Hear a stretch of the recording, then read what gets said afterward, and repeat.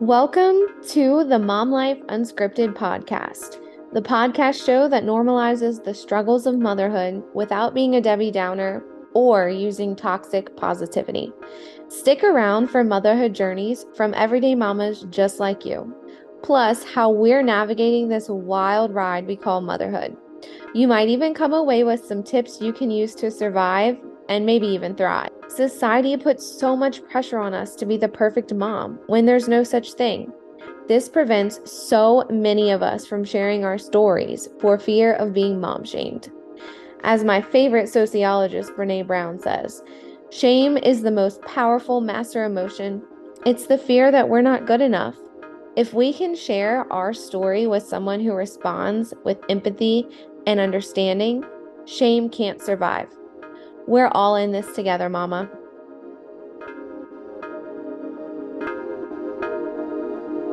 I am so excited for you to hear from my podcast guest today. Her name is Anjelica, and she's a very dear friend of mine. In fact, she's actually my youngest child's godmother.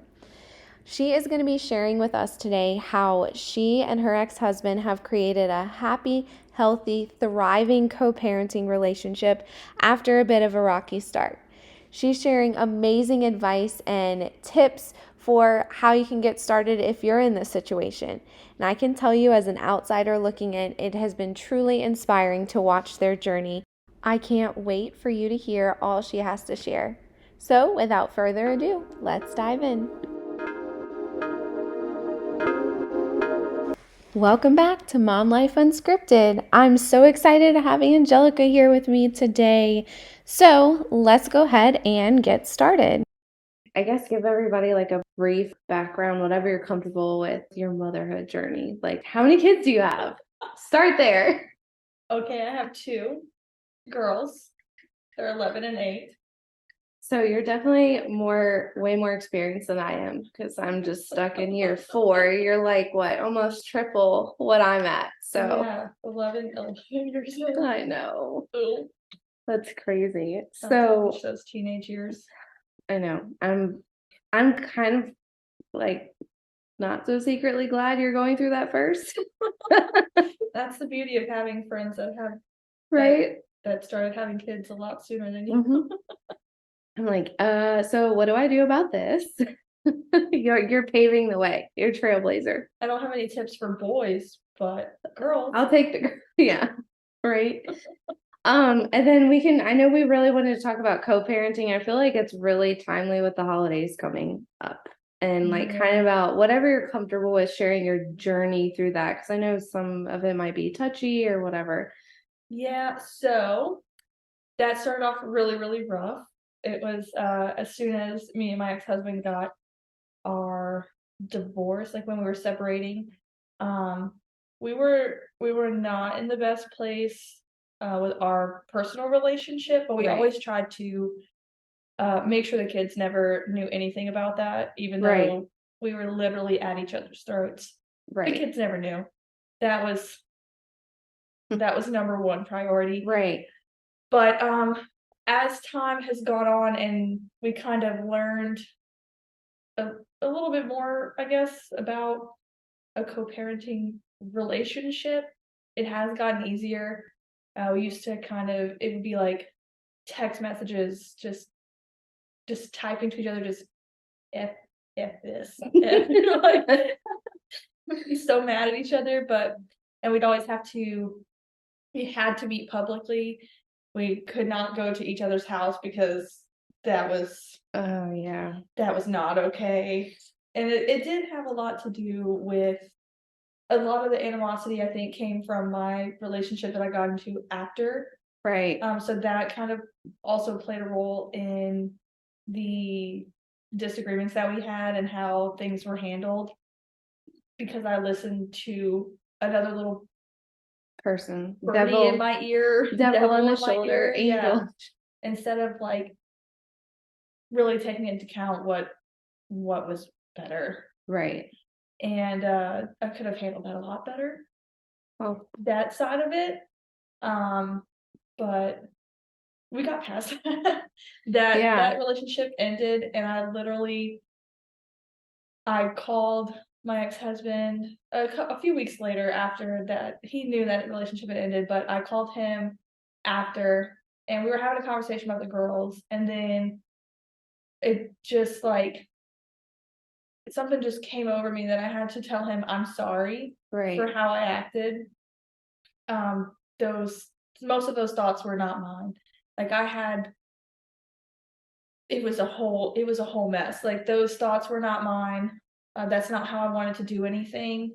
But the way I felt was to keep my relationship going in the right direction. Right. We all know how that ended, but okay.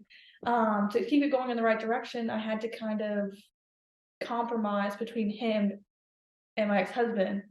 And I was like, I'm so sorry, like how I treated y'all, how I talked to y'all, how I talked about y'all. And just moving forward, I'd like to work on communication, work on just make it about the kids.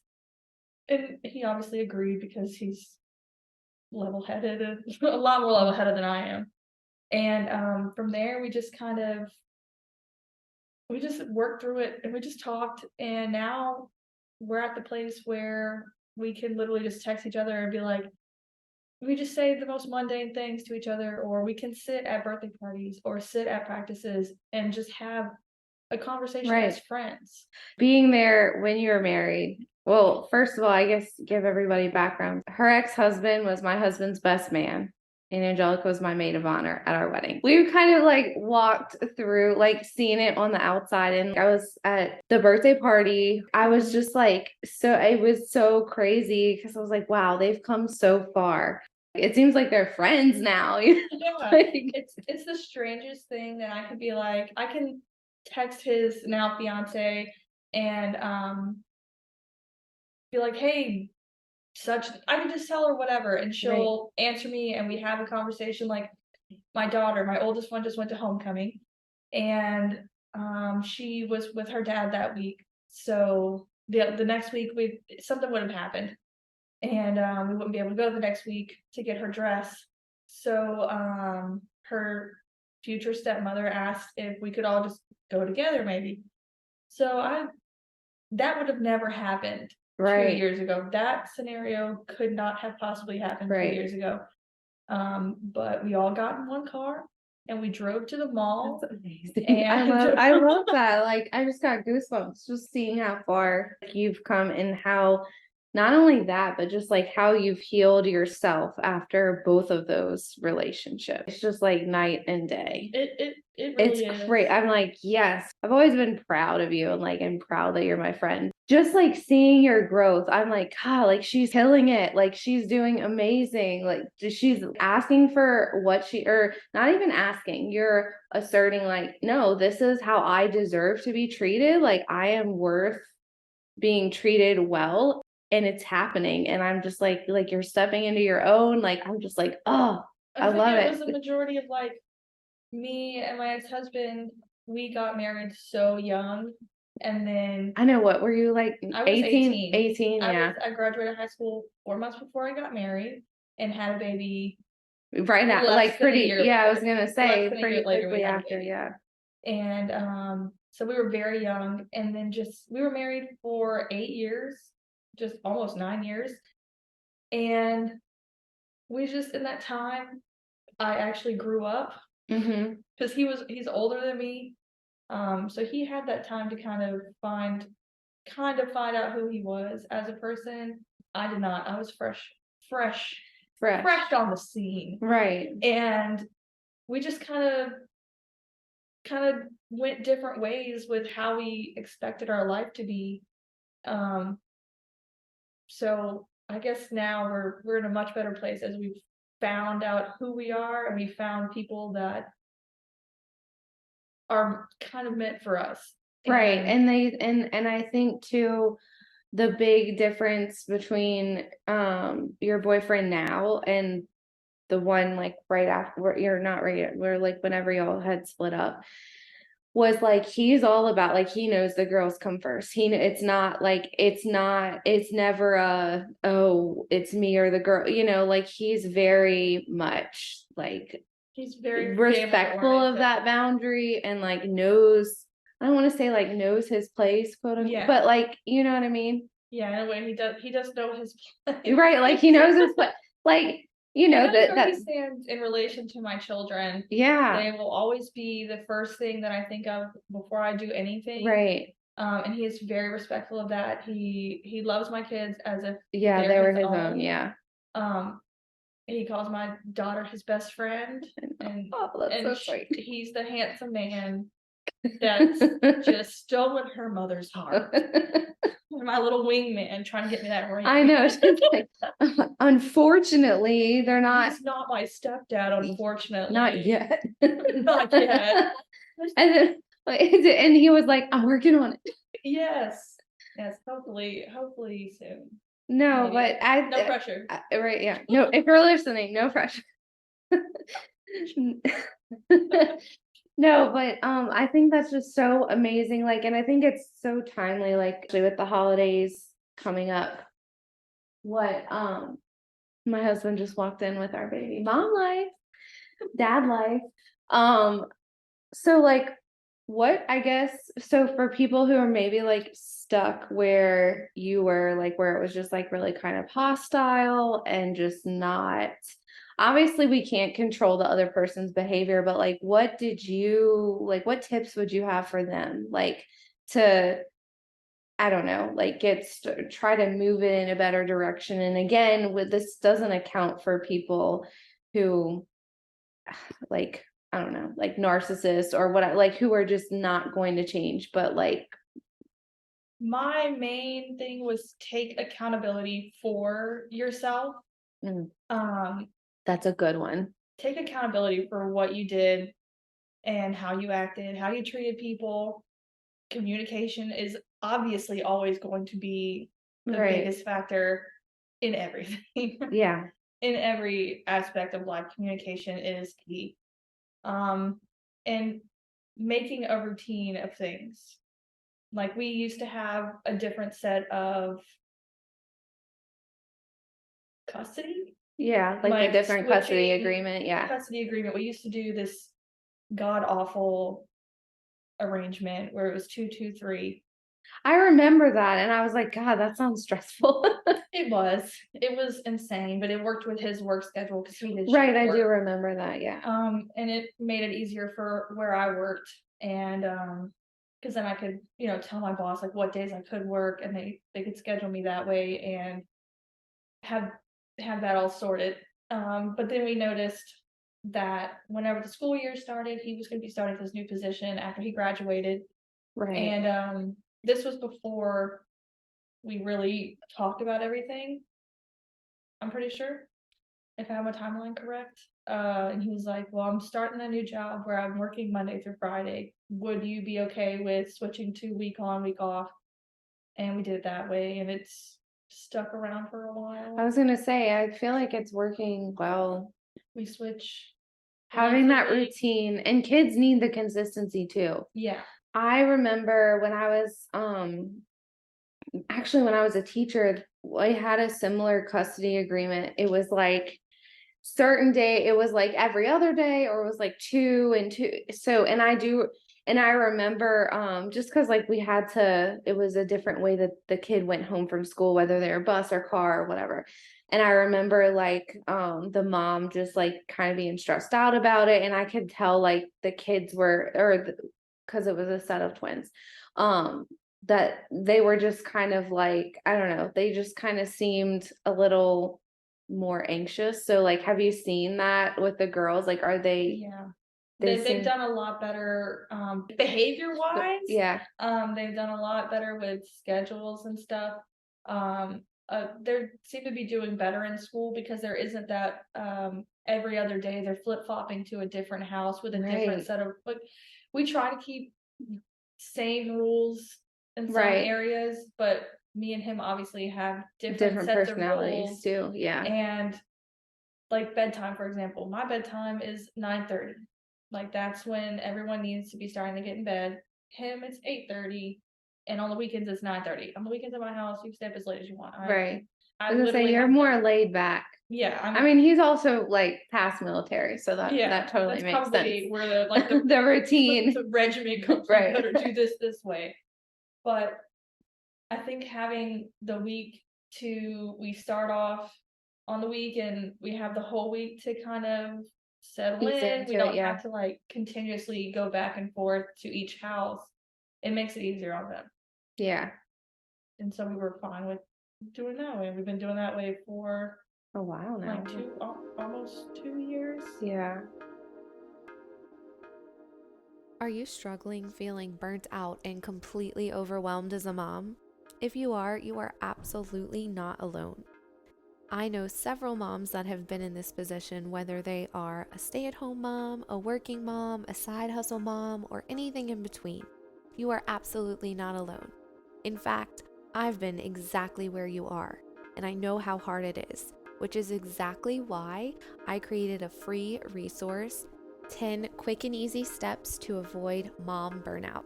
Be sure to go to messyminivanmoms.com/burnout to grab it. I'll also link it in the show notes. And what about like, so when y'all are going through the divorce, the girls, I mean, like when that's fresh, that's tough. So like, how have you seen them kind of like, I don't kind of adjust to adjust like versus like in the beginning, when it was still hostile, between the two of you versus like now that y'all are friends and you're friends with his fiance, like, because all four of you were at the party last weekend. I'm like, they're all joking around. Like, I love this. Exactly. We all wore matching shirts. Exactly. Yeah. So it's like, how have you seen the girls, like the beginning when it was hostile? Like, have you seen a difference in them?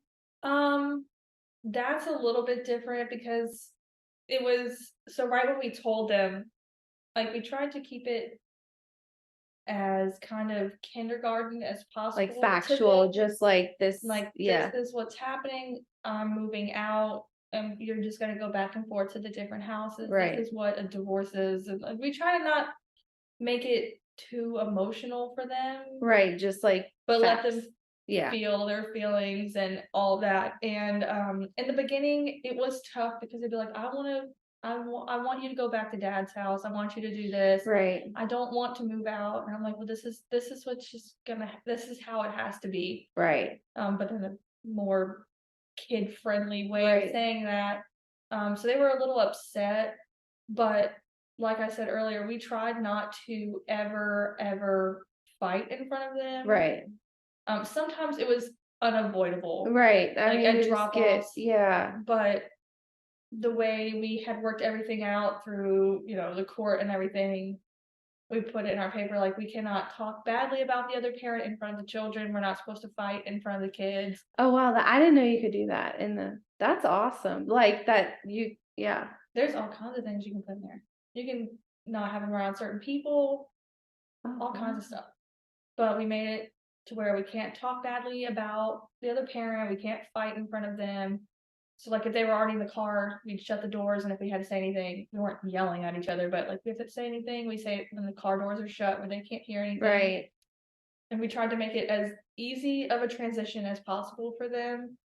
And they really didn't kind of react like you see in movies where the kids that's are what like, I was curious about, because like I will tell you, so my husband is he's a kid of divorced parents, and they said, and because I was kind of talking to him one day, and he's like, honestly, we were relieved when my parents got divorced.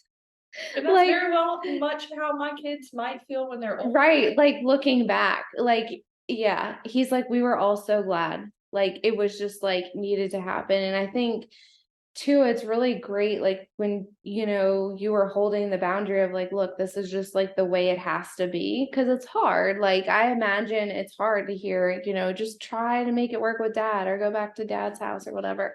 But like I think in the long run, when they're adults looking back, they're gonna realize that was like I don't know, like have such a good role model that was just in both like you and your ex-husband, that was just like the best choice for both of you, and like that you both did what you needed to do. Yeah, it made us each a lot happier in our lives. Exactly. Like I can having tell that a role difference model. between myself, and I can tell a difference in him. Oh yeah, And absolutely. it's two totally different people who have gone on two totally different paths in life, but we have these little shared creatures that we have to kind of goblins. Yes, we have these little creatures that we have to take care of, these little people, and we have to let them know that no matter what, you have to be happy. Right. There was a point where like we had kind of separated for a while before my second daughter was born. And it just happened. I don't know. That was like what? She was like 2? Yeah, she was about 2. No, she wouldn't have. Yeah, she was 2. Yeah, I was 3. I was gonna say she wouldn't have really remembered that at all. We didn't really. It wasn't. I remember about that time. That was right before I kind of came into the picture. Yeah. But I do remember that kind of like going on in the background.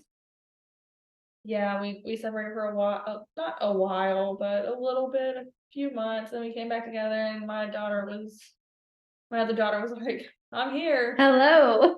And I grew up from a family of divorce. My mom and my dad, they divorced when I was about 2 years old, and my dad he said, I'm gone. I'm gonna leave. Like, I'm gonna head out right now. That little SpongeBob meme. He said, all right, I'm gonna head out. Yeah. And I grew up watching. We moved in with my grandparents, and I grew up watching them be married, and they were married for so long, and they just had a happy marriage. I mean, obviously, it's not like butterflies and rainbows all the time, but they loved each other and they worked hard their marriage, and that's what I tried to do for a very long time. But it just sometimes you gotta know when to throw in the towel. Kind of know when to hold them, know when to fold them, as Kenny Rogers once said. Right. And I tried to fold them a lot, quite a few times, but I just didn't want my kids to come from a broken home. There's such bad stigma around that too. Like there's so much stigma around the quote unquote broken home. Yeah. But I'm like, to that I say, because I know there's a lot of mom guilt. I'm sure like you've probably felt it, but like I've seen it. I still feel it even to this day. Like, but it's like, okay, what's more broken? Like you being a shell of a human and being miserable, and like showing your girls that are going to grow up that's okay. You just sacrifice who you are and your happiness just to keep the peace. Yeah. Or is it, I feel like that's more broken than saying, you know what, we gave it our best shot. It's time to just like, let's go our separate ways. Let's move. Exactly. Show them like, even though I feel like they see their parents in a totally different way right now. Like in this point in our lives, whenever we were still married, we fought 24/7. Yeah. Maybe like 22/7. Like literally. And we were just yelling at each other and screaming all in front of the kids, and they're crying and they're screaming and they're asking us to stop fighting, and I'm trying, but it's just not working. Right. So you have to know when you gotta just draw the line, and just gotta clip it off. Cut your losses. You just gotta be like, well, we tried. Whatever, we tried. Yeah, I feel like that's less broken, as like saying like, because those women, like, gosh, how much does like society tell us, like, oh, you just like sit down and be quiet and like you just be miserable to keep everybody happy. Exactly. No, I don't want to raise a daughter like that. No. Absolutely. I can tell you my youngest is not. No, I know. I'm here for that. Neither is my oldest. Oh, well, I have, if anybody listening doesn't know me in real life, my oldest is 4, and she's my only daughter. Then I have 2 boys. But yeah, I'm here for the girls kicking butt and taking names. Yeah, I feel like now they see their parents as two happy people Mm-hmm. who happened to have been married at one point and had them. Right. And now they have two other people who love them Right, very like bonus dearly. parents. Exactly. And they see their parents being happy, and they see their parents in good moods all the time. They're not screaming and fighting and yelling and all this other stuff and getting them stressed out, getting the children stressed out. And now they see their parents happy and thriving Right. and doing good things with their lives. And I feel like that's a lot better than just to be married and just find all the time surviving instead of thriving. Yeah, I think that's like such a good example. And it's just like, I'm so proud of how far both of y'all have come, like, because I know it's been it's been a lot. Like even last year, so obviously if I didn't have kids, holidays would not faze me at all. I wouldn't decorate for holidays and I wouldn't do this. Right. But I do have them, so I do make a big deal out of them. So last year for Christmas, their dad asked me a couple of months in advance. We always make sure for any holiday, like a big, like Easter or Thanksgiving next week or Christmas or birthdays, those are kind of big holidays. And we always talk to the other parent, especially if like that day falls on the other parent's week or something. Right. Like for example, next week is Thanksgiving, and obviously both of us want to see them, and it's my week. So we already discussed I will have them in the morning for breakfast, lunch, and then after lunch he will pick them up and they will go have their Thanksgiving with dinner, his family, lunch, and all that. And then Christmas last year, he asked me a couple months in advance, hey, is it okay? We want to go visit my fiance's parents, and we want to go over Christmas. So we would leave like 2 days before Christmas and we'd be back a few days after. Right. And then my kids don't go to their grandparents' house until after the new year anyway, so it's not really that big of a deal. And I was like, yeah, that should work. I'll just call Santa and ask him if he can come a couple days early. And that's what I did. Santa came a few days early for my kids, and then their dad picked them up the next day, and they went to wherever they went. I don't know. And wherever her family lives, one of those other states up north, and they got to see snow, and they got to stay. That's so fun. I remember them saying that. Yeah. They got to get in the snow, and they got to go in the woods, and they got to do all this fun stuff up north. And we just make it work. Yeah. So I know it's just been it really has been awesome. Like just like swelling with pride. Thank you. I really worked hard. I know. Yeah, I know you both did too. Like just because he is not the one to back down. No, he's not a very. I think that's where your youngest gets her spunk from. Her headstrongness. Yeah. Her headstrongness. I don't know. Yeah. That's where she gets it from. I can't say much because I'm the same way. Just yeah, that's a good trait to have. She is very headstrong. Yeah.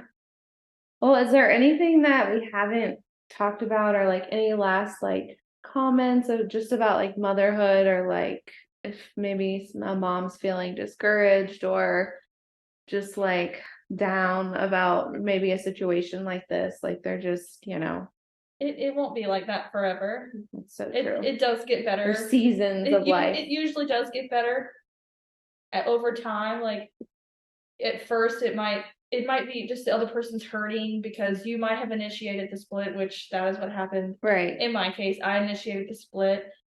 So he was, hurting or whatever. Right. And we butted heads a lot, but over time, those quote unquote wounds, I guess, I don't know, heal, and everyone kind of moves on and water under the bridge. Yeah, it gets better. All right. Awesome. Well, thank you. This was like, I love chatting, and I like I said, I think it's so timely with the holidays coming up, like, because a lot of people are going to have to kind of navigate, how do we co-parent, and holidays already are stressful. Yeah, it's really just about communication. Yeah, talking to each other and setting a plan, setting a goal, and getting those kids happy and Right. That's the most important thing. getting Those them their babies. presents Yeah. and their food. Presents and I feel like, wait, who was the pickle for Halloween? Was that? No, she wasn't. My youngest daughter is obsessed with pickles. And even for her birthday dinner, I asked her, what do you want for dinner? And she said, just pickles. And so I had to convince her that it would just be a snack. We can't just eat pickles for dinner. And I did almost have her convinced to be a pickle for Halloween. She did say yes. And then she changed her mind and was Elsa for the 3rd year in a row. So I mean, you can't beat Elsa. No, you really can't. And she wore that to preschool a lot. She wore her costume to preschool a lot. You just pick your battles on that one. Absolutely. That's another great piece of advice. Just pick your battles with your kids. Pick your battles, okay? That's all you have to do.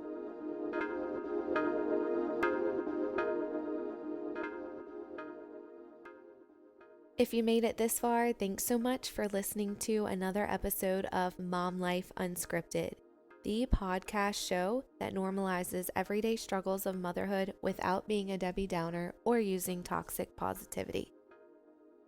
If you like this episode, please be sure to rate and review the podcast and subscribe so you don't miss a thing. And don't forget to grab your free resource linked in the show notes below. 10 quick and easy steps to avoid mom burnout. See you next time.